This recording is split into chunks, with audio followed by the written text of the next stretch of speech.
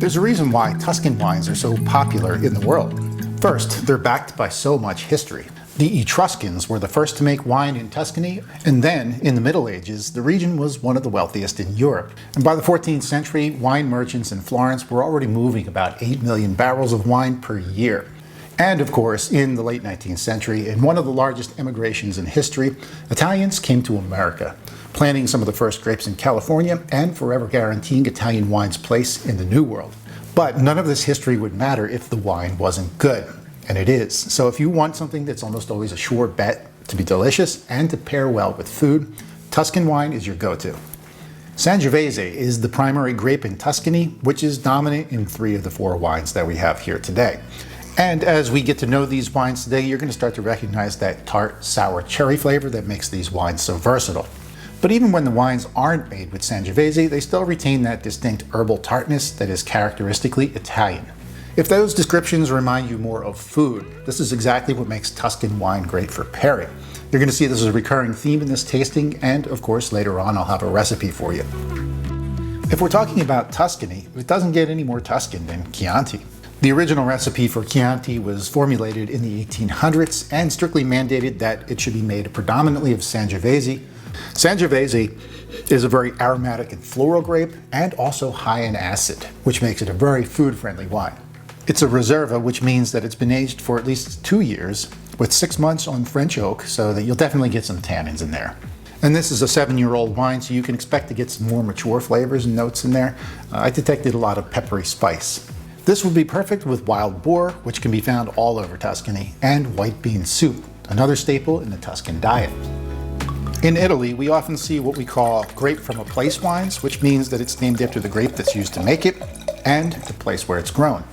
For example, Morellino is another local name for the Sangiovese grape, and Scansano is a small town in the south of Tuscany.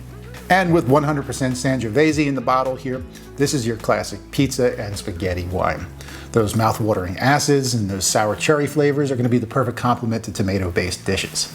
I thought this one was interestingly funky with a pungent musk aroma and a slight herbal touch to it that made it more interesting and complex.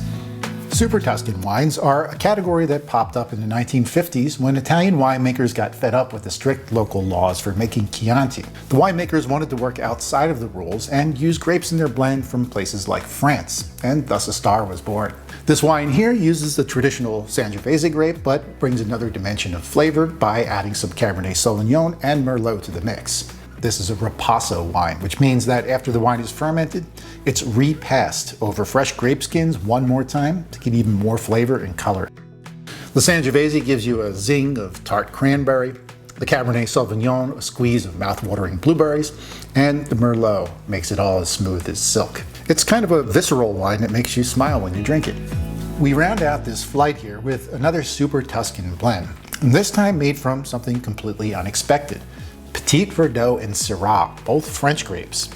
This winery castle was once a prison and a monastery and dates back as far as the Etruscans. This winery is located close to the famous town of Montalcino, and the rolling hills of volcanic soils gives the wine a slight minerality.